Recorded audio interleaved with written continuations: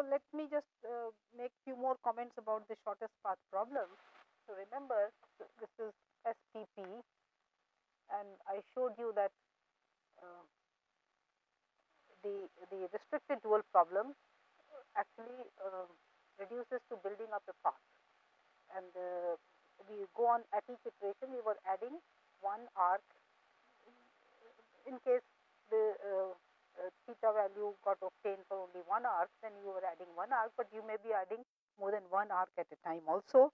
So the restricted dual problem was the path building problem, and so you were simply, and there was no question of optimization at that stage. We were simply looking at feasibility. Okay, now let's see that just a few comments about the complexity of the algorithm, that is how long it will take and what it all entails. So this is, see, we said that if an arc ij is admissible with respect to dual solution, let's say with respect to dual solution phi. This means that your phi I minus phi j is equal to Cij. This is what we mean by an arc being admissible, right? And then we saw that for the restricted dual, because the arc ij is admissible, so in case S I is reachable from S, then pi I had a value 1, and because ij is admissible, so this will also take a value 1. Similarly, if t is reachable from j, then pi j bar value will be 0, and so since this is admissible, so pi bar. That means either pi bar I is equal to pi bar j is 1, or pi bar I is equal to pi bar j is equal to 0. And in case I is not reachable from S or T is not reachable from J, in that case also we were putting this as pi bar j as 1. So in either case, whenever an arc is admissible, this difference, and so your modified dual solution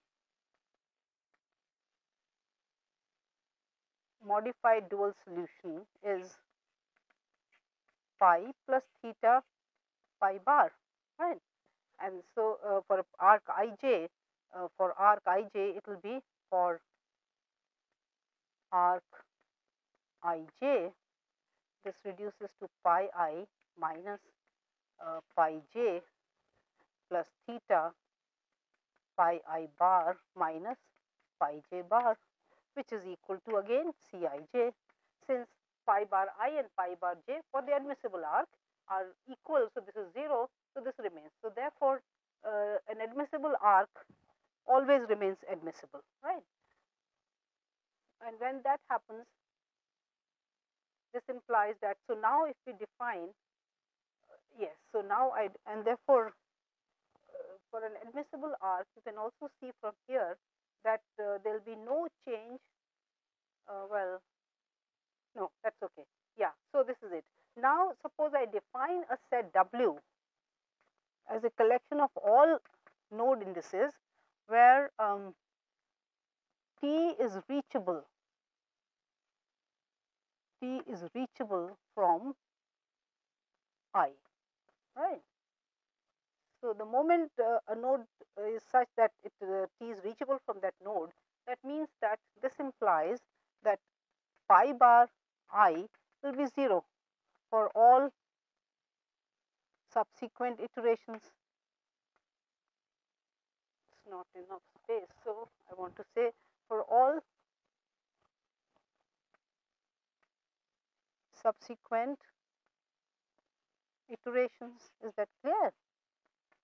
Because once this is how we are building up, we always write down the optimal solution for the restricted dual as saying that if a node is reachable, if T is reachable from that node, then the value pi bar value is 0, and if it is reachable from S, then the pi bar value is 1. So for all nodes which are from which T is reachable, then the pi r value will remain 0, right?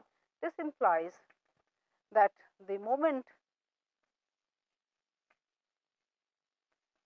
I belongs to W, pi I value remains fixed for that node, right? Pi I value remains fixed for all future, for all, again the same thing, for all subsequent iterations. Okay, because I will not be adding any pi times when I add theta, pi bar times when I add theta, the corresponding pi bar I value is 0. So therefore, the pi I value remains fixed. And here you can get a very nice interpretation for pi bar, pi I, which I have put in as an assignment problem. Assignment 4 I will be discussing next time. So there I have asked you to prove that pi by the moment I becomes a member of W, then you can prove that pi I value is nothing but the shortest path distance of node I to T.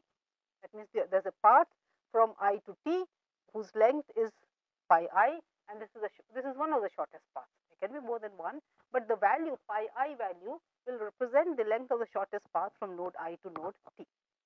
So you have a very physical interpretation for the dual variable here. Okay.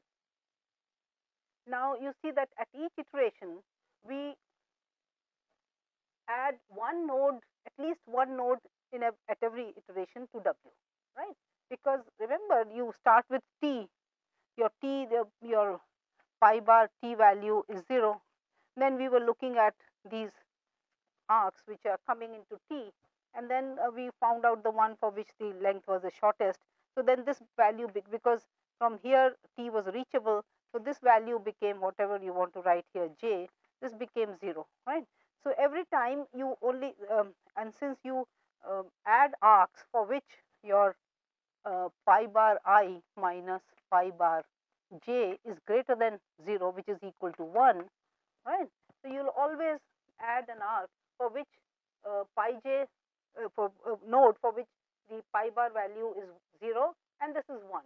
So you will always add an arc here, either here or here, such that the reachability to T is increasing, right? So this node will become reachable, from this node T will become reachable. So at each iteration we are adding at least one node to W. So therefore, what we are saying is that this algorithm will give you a shortest path at the end of at most. So let me write out here. Yeah. So what we are saying is that W, the cardinality of W increases at each iteration. Yeah.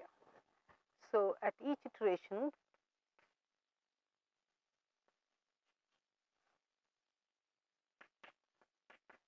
at least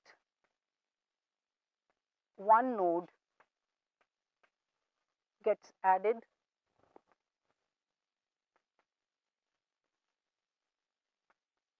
to W. Therefore, the algorithm will obtain the shortest path, because we obtain the shortest path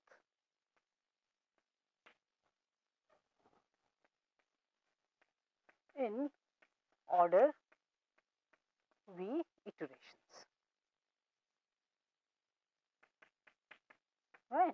So at each iteration you are adding one node, and total number of nodes is the cardinality of this set, the node set. So we will definitely reach, that means we will be able to put the value of pi bar S equal to 0, because we have a path from S to T in at most this many iterations. Okay. So the idea of wanting to know how much work you do for an algorithm is also very important, and it's a development, let's say, of the last I would say 30 years or so, that you want to not only you want to make sure that an algorithm will give you the desired will obtain the desired solution for you, which is an optimal solution and feasible solution, whatever you want to put the restrictions on the problem. So algorithm should be valid, but you also want to have the consideration how much effort you are going to put into that getting that solution, right? So because one can always apply brute force and try to look at every feasible solution if possible.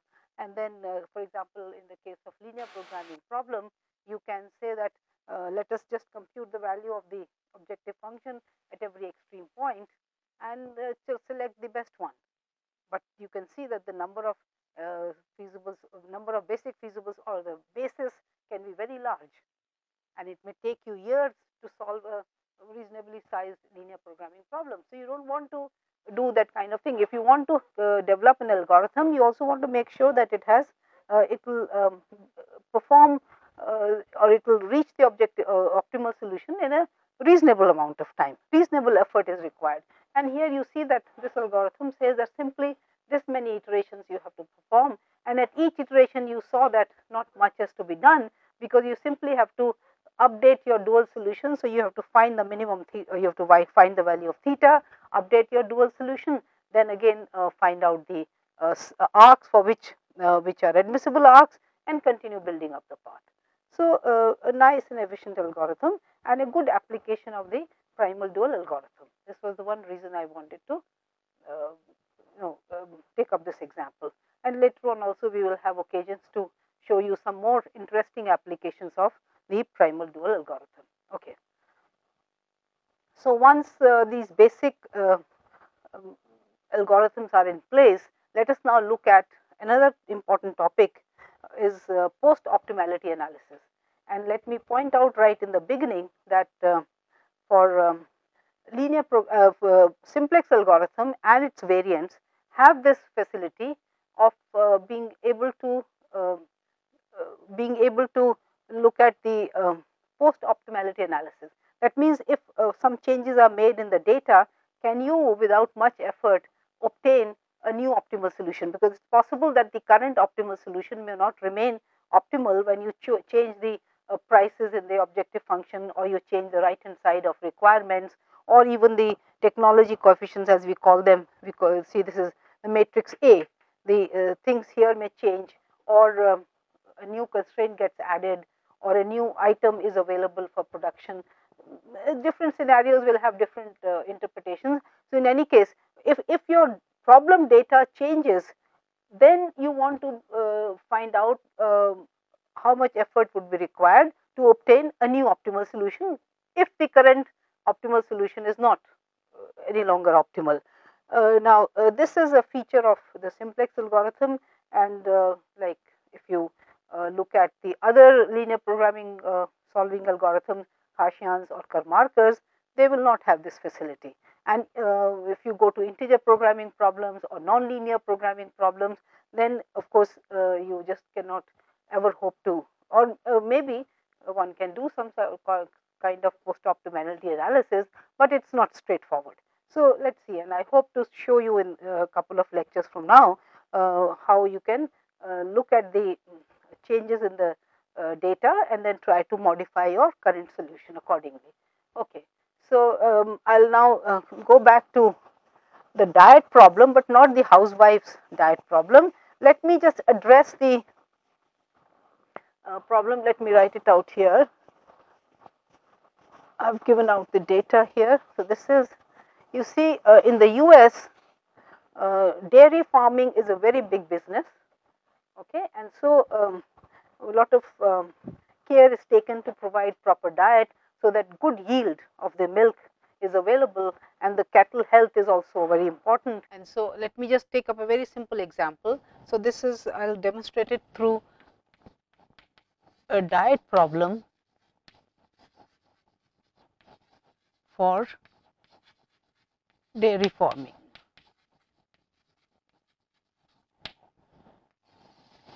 So let us see. Here I have written down a small problem which says that there are 6 foods available from which the diet for the cattle has to be made up, and 2 main requirements that have been specified. So minimum amount of nutritional requirement that the foods must have, the total diet must contain, is 9 units of fat and 20 units of protein. Okay, so whatever the diet that gets built up, that should satisfy the fat content of the diet should be at least 9 units, let's say 9 grams, and then this should be 20 grams of protein. Okay. And for different foods, this table shows you that, for example, food 1 contains fat. So that means 1 kg of food 1 will contain 1 gram of fat and no protein, right. Similarly, second food contains 1 gram of fat and 1 gram of protein. So, these numbers tell you the fat content and the protein content of the different foods, and so we said that through linear programming axioms the constraints will be there. Then these are the cost in rupees per kg of these different foods. Okay. So, 30 rupees per kg for food 1, 30 rupees kg for food x2, and so on. So, given this, we want to now look at the post optimality analysis, and this is your optimal inverse tableau. So, here this is your basis inverse, these are your minus CBB inverse, the dual solution, right, and this will be your optimal solution. I mean, the minus of that means 187. This gives you the basic feasible solution. So, that means what it says is that you should include 11 by 2 grams of kilograms of food 5 and 7 by 4 kilograms of food 6 in your optimal diet. Okay. And so, this is your so we are going to now look at I will do the computations using the revised simplex method, because I thought you should also be familiar with the computations using the revised simplex method. Okay. So, now let us see so yeah, you can just make sure that this gives you the optimal cost. So, immediately the optimal cost right now is equal to, so your CBB inverse are 3 and 8. So, this is CBB inverse B, which is 3, 8, and then your B is 9 and 20. So, this makes it 27 plus 160, which is equal to 187, right. So, 187 rupees is your current optimal cost. Now, suppose we just want to look at various kinds of post optimality analysis. I will now talk about introduction of a new activity. Okay, new activity. So, this is the general term, but I will take up this example. So, that means right now we have said there are 6 foods, then you may want to include a new food. A new food has come into the market and you want to see whether it will be it will compete with the current diet. That means it may be a candidate for adding into your optimal diet and so on. So, but when you say introduction of a new activity, what we mean is that here it may be, if you have a production scenario, then it may be that a new product has to be produced, and then therefore it will form as a new activity, whatever it is. Basically, what we are saying is that a new variable is available and you want to know whether you should consider it in your optimal solution or not. So, introduction of a new activity, which means here, so I will just write out this, that a new primary food 7 is available at rupees 60 per kg. Okay. And this has 2 units of fat and 4 units of protein. Okay. So, you want to know whether would the solution change or would your current solution remain optimal. So, the interesting thing here is that, see, you will be adding a column here, so that means x7, then you will write 2 and 4 here and 60 here, right. This will, but for if you look at the dual problem, then this the new primary food that you have, the new food will now form a constraint for the dual, right. So, for the dual problem,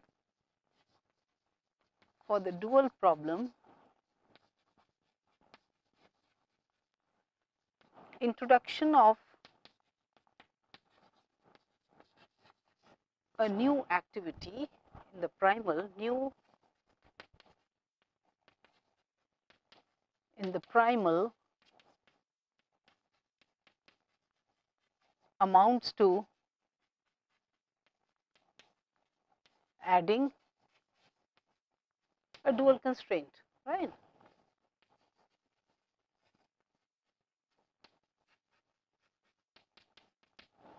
So, we will say that that means so therefore, for the dual problem the introduction of a new activity in the primal amounts to adding a dual constraint, right. That is we if the current solution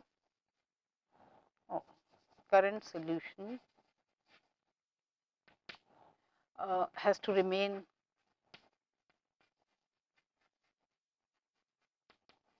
optimal, then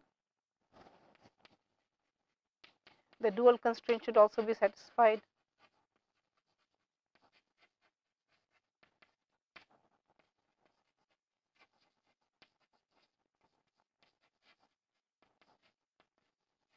See, after all, having a new activity for the primal means that here you may name this food as food 7, because you have food up to 6. So, new primary food 7 that we are saying. So, essentially if the current basis has to remain optimal, then you would want that your C7 minus Z7 should be greater than or equal to 0, right. If it becomes less than 0, then you will say that yes, the current solution is not optimal, because you have a variable, a non-basic variable which can be a candidate for entering into your basic feasible solution. So, therefore, if the optimality criteria continues to be satisfied, then we say that the current solution is optimal, right. So, now here that means for the dual, that is so the dual constraint would be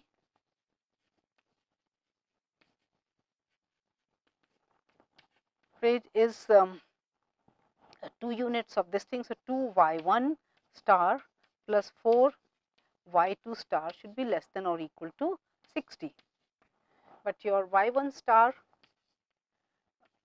is equal to 3 and your y2 star is equal to 8, right.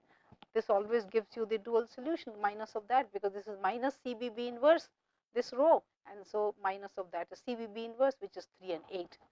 So, here you see therefore, 2 into 3 plus 4 into 8, which is equal to 38, is less than 60. So, the current solution is optimal, and we do not have to make any changes. The food is the new food which has been introduced is very expensive, even though it has 4 units of protein and 2 units of fat, but the price per kg is high, and therefore, it is not a candidate for it. It is not offering any competition to the current foods which make up your optimal diet. Okay. So, now the next question that is asked is when will, or at what price, at what price will the new food become candidate for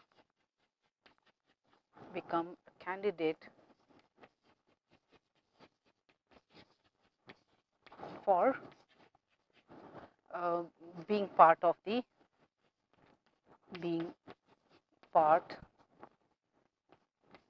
the optimal diet. So, this is the question, and so I will address this question in a general way. So, what I am saying is that changes, so we want to look at changes in the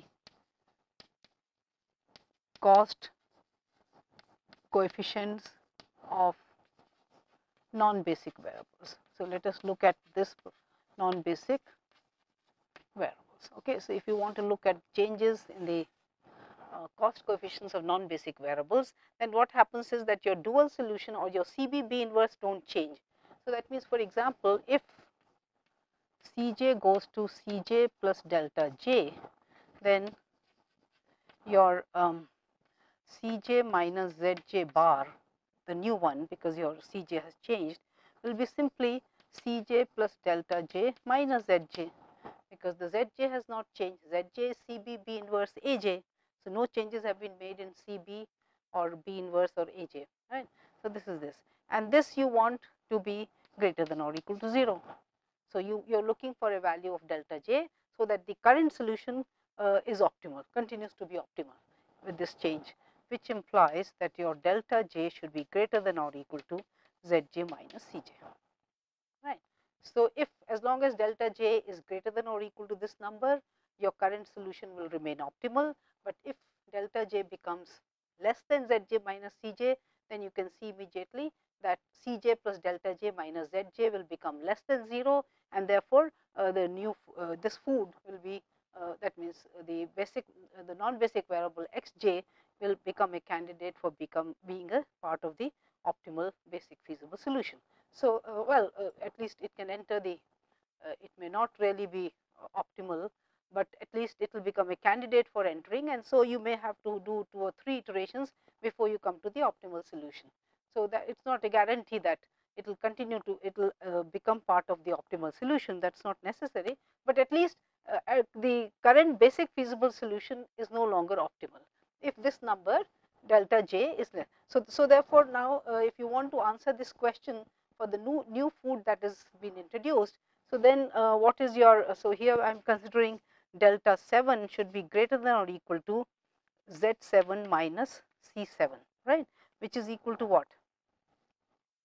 This is CB B inverse A7 minus 60, right, which is equal to CB B inverse is 3, 8 and A7 is 2 and 4. So, minus 60, right. So, which is equal to what? 6 plus that we computed that number 38, right. So, this is 38 minus 60, which is equal to minus 22. Yeah, 8 plus 2 10 and then 5. So, minus 22. That means, as long as delta 7 is greater than or equal to minus 22, the current solution remains optimal, and you see that at if delta 7 is equal to minus 22, then this number will be 0.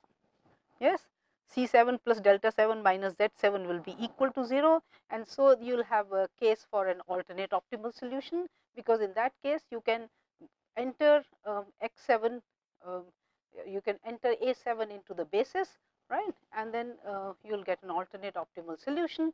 So, at delta 7 equal to minus 22, you have a alternate optimal solution. For delta 7 less than minus 22, you will have you would want to then consider entering A7 into the basis, right. So, let us take the case, let us take up the case of, yeah. So, I will suppose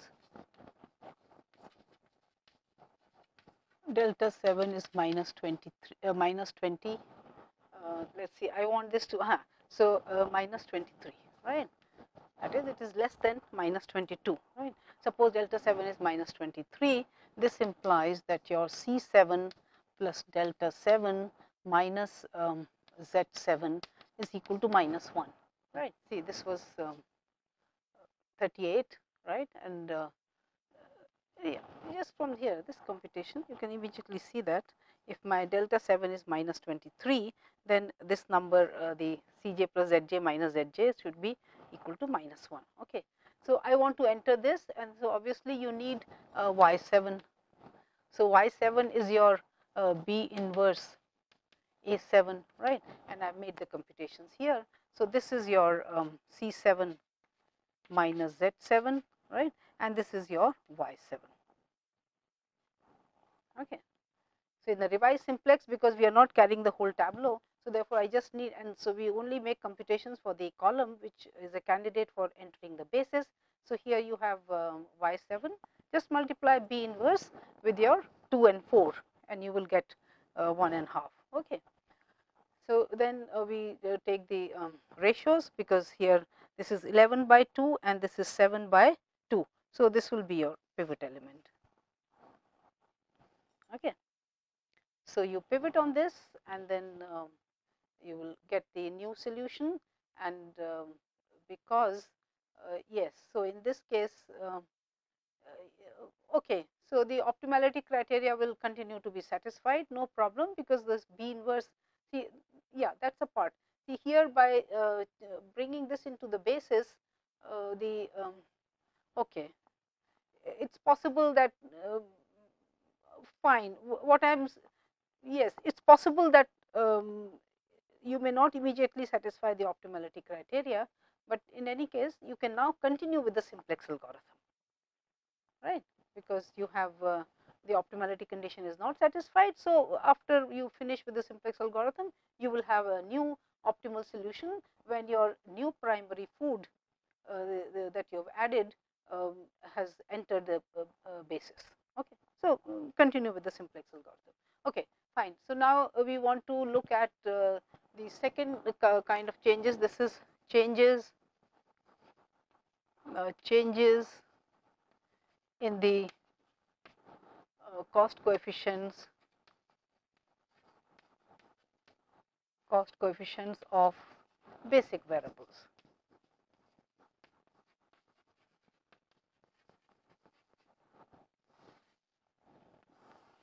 So, now here the computations will have to be done in a more extensive way, because suppose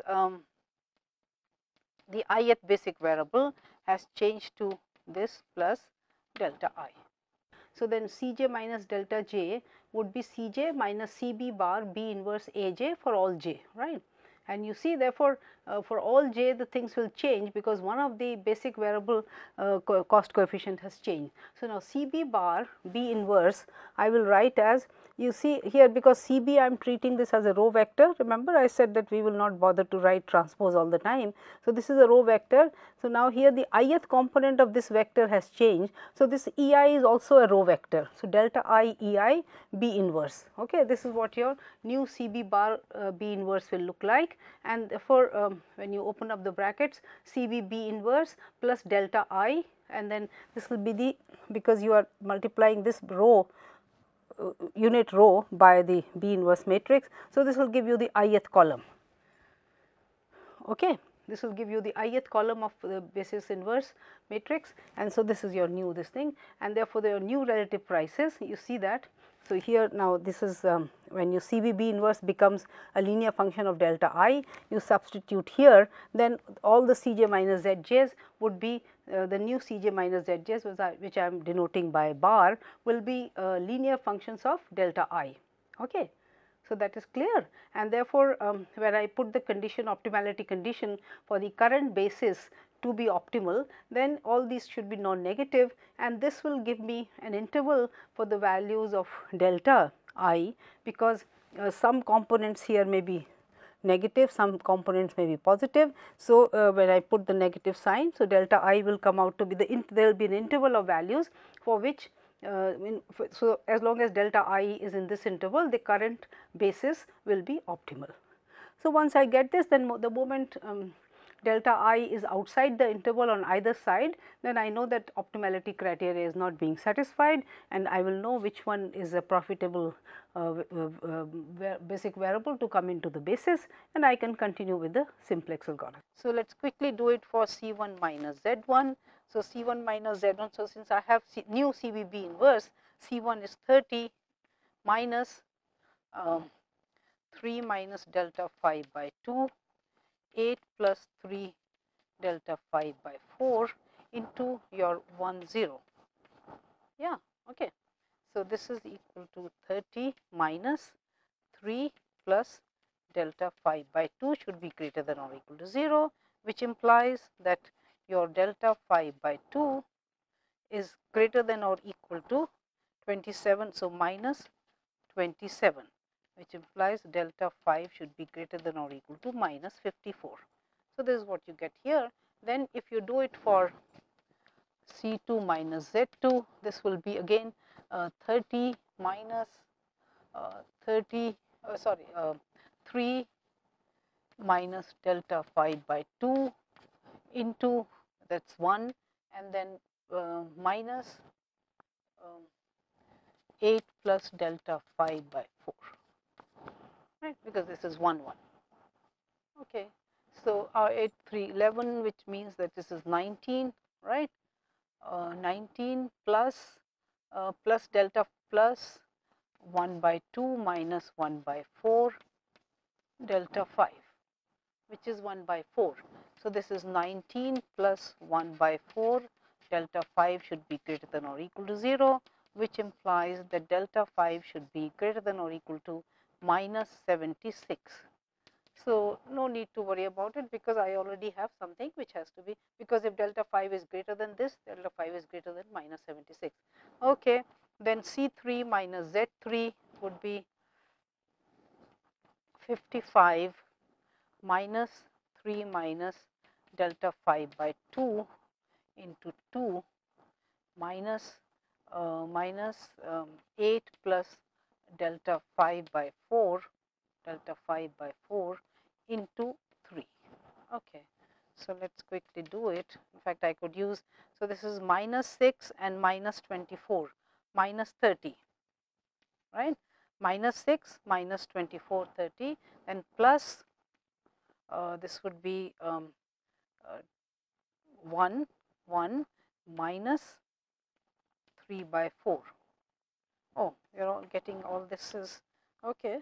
Maybe this is how it is going on. That 3 also Z3 also coming out to be, yeah, the delta 5 by 4 3 times. Oh, I am now computing it for Z3. Okay, fine, take it 2 and 3. So, this is this. Let me just make sure that the computation is okay.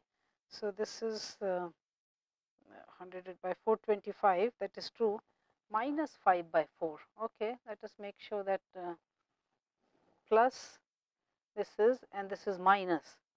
Okay, plus 1 minus 3 by 4 I am getting. Have I made a mistake somewhere? Yes, somebody should have.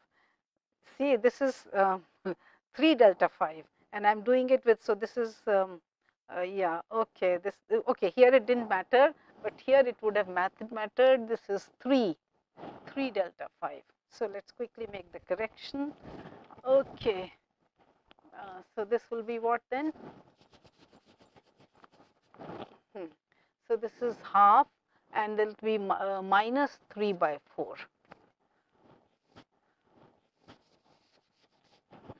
Fine.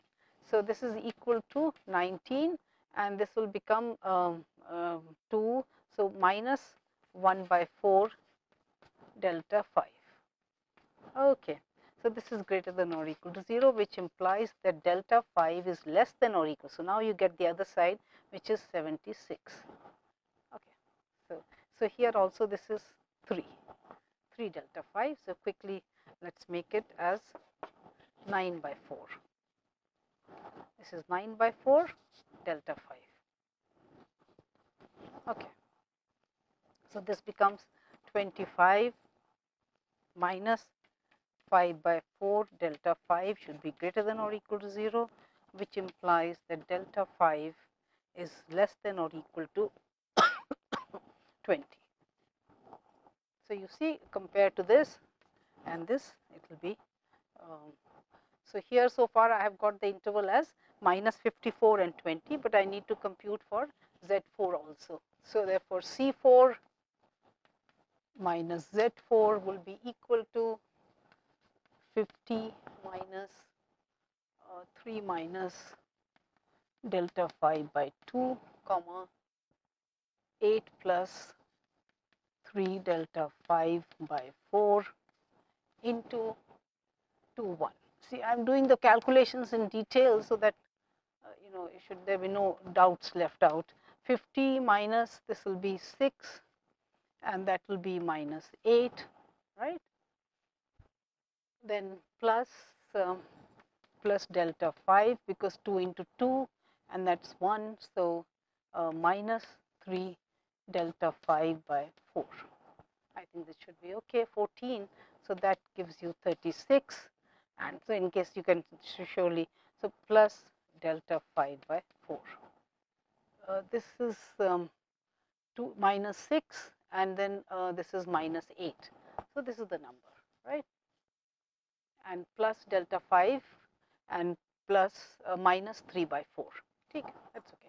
So, this should be greater than or equal to 0, which implies that delta 5 is greater than or equal to minus 4 into 36. Okay, that is a big number. Okay. So, therefore, the interval that you get for delta 5 is minus 54 and 20. So, as long as delta 5 is within this interval, this number, yes. So, that means you see there is lot of you can say that this does not really happen in the real life, that the price can go down by 54, that is what is happening here. But in any case, the numbers may be that kind, because it is just an example to demonstrate how you can take care of changes in the costs, or when new parameters come in, how will you see the changes in the optimal solution. So, here what it is saying is that delta 5 can belong to this, and the current solution will remain optimal. So, and you can see that when the moment delta 5 is equal to minus 54 or 20, you will have an alternate optimal solution, right? Because see, minus 54 was happening for which one? This one. So, that means in that case food 1 will become a candidate for entering the basis, and similarly here for delta 5 equal to 20, you will have the third food candidate for entering the basis, and then you will have alternate optimal solutions. And beyond these numbers, beyond this interval delta 5, the changes in the cost of food 5 take place beyond these interval, then of course you will not have a base optimal solution, and you will want to consider see the changes, because if delta 5 is around 21, then you will consider including food 3 in your diet and find out the new optimal solution, and so on. So, this is what the changes are in the cost coefficients. I have already taken care of adding an activity here. Now, let us see the changes in the right hand side. That means, suppose there is a requirement that the fat content should go up, or fat content should go down, or the protein content should go up. So, we will look at that kind of changes right away. Changes in the right hand side vector B, and suppose what I want to say here is that if Bi goes to Bi plus delta I, right, then feasibility would be in question, because the optimality criteria will continue to be satisfied since no change is made in CB or B inverse, and so Bi goes to Bi plus delta I would imply that your new basic feasible solution is equal to B inverse B plus. So, here also I can write this as this, right, because there is a now of course EI I am writing as a column vector. So, you should always be able to see what the context is, and then accordingly read the thing, because it is too cumbersome to carry on the transpose all the time. So, B inverse B plus delta I EI, which becomes your B inverse B plus delta I, and then this is the ith column. Okay. So, or okay, just to make, so this is the ith column, right, and therefore again you would want this to be greater than or equal to 0. If your current solution, if you want your current solution to remain optimal, then you want to know, okay, what are the kind of changes in the ith right hand side number which can be absorbed by the current solution. That means it continues to remain optimal. And so, here again you see you will have and you get an interval for the values of delta I, and within that interval, if your delta I stays, then your current basis will remain optimal. Otherwise, you will have to then in this case, because feasibility would be lost, because the current basis will not be any longer feasible. So, we will have to do the dual simplex version of the algorithm, right. Okay. So, now here in our case, say for example, I say that the protein requirement, the problem is already with you. So, what I am saying is that suppose the protein requirement has been changed to, so currently the protein requirement was this thing, how much was it, 20. So, suppose 20 plus delta 2, right, protein requirement was 20, yeah, okay, that is okay. So, suppose we change it to 20 plus delta 2, in that case your new basic, well, I will not call it feasible, basic solution, let us say right now would be B inverse. So, B inverse we already, okay, yeah, I should not have removed, fine. So, I'll just take it from here. You already have it in your earlier slides. So, this would be minus 1 by 2, 1 by 2, 3 by 4 and minus 1 by 4. This times this stays as 8 and this is 20, right, plus delta 2 times, okay. So, this I already know what the numbers here are. So, anyway, delta 2, and remember it is the second column. So, second column will be half and minus 1 by 4, right. So, in other words, your new dual solution, a new basic solution would be this was already, yeah, it's with me, 11 by 2, 11 by 2, 7 by 4 minus plus delta 2, 1 by 2 and minus 1 by 4. So, let us quickly do it, fine. Yes, and they should be greater than or equal to 0. So, this implies from the first one that your delta 2 should be greater than or equal to minus 11, right. From here 11 plus delta 2 is greater than or equal to 0. So, this, and from here you get that 7 minus delta 2 should be greater than or equal to 0, which implies that delta 2 should be less than or equal to 7. So, that means as long as your changes in the protein requirement are within this interval, the current basis will remain optimal. That means, if you cut down the protein requirement or you increase the protein requirement up to 27 grams per diet, then the current solution will remain optimal. But if you want to make delta 2 as 8, right, that means your protein requirement has gone up to 28 grams for the diet, then you see the current basis will become infeasible, right, because here when you put delta 2 equal to 8, so then this would be 7 minus 8 is not greater than or equal to 0. So, the current basis is no longer feasible, and so we will quickly, that means we will have to do the revised simplex version here, because the second basic variable, the current basic variable has become negative, and so I need to remove it from the basis. So, I thought again through this example I will try to do the revised simplex version of the dual simplex algorithm. So, you get a chance to look at. So, therefore, now what would you need to do, because remember when in the dual simplex algorithm, if you have a negative entry here less than 0, then you look for, you need the entries here and you need the entries in the top row, right, because you have to take the ratios of the negative entries here with this and then decide the incoming variable.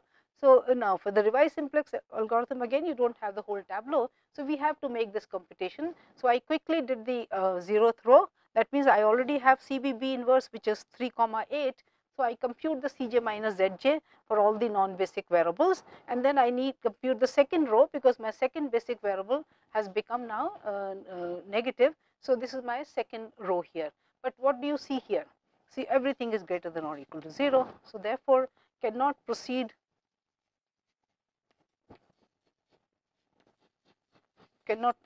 with the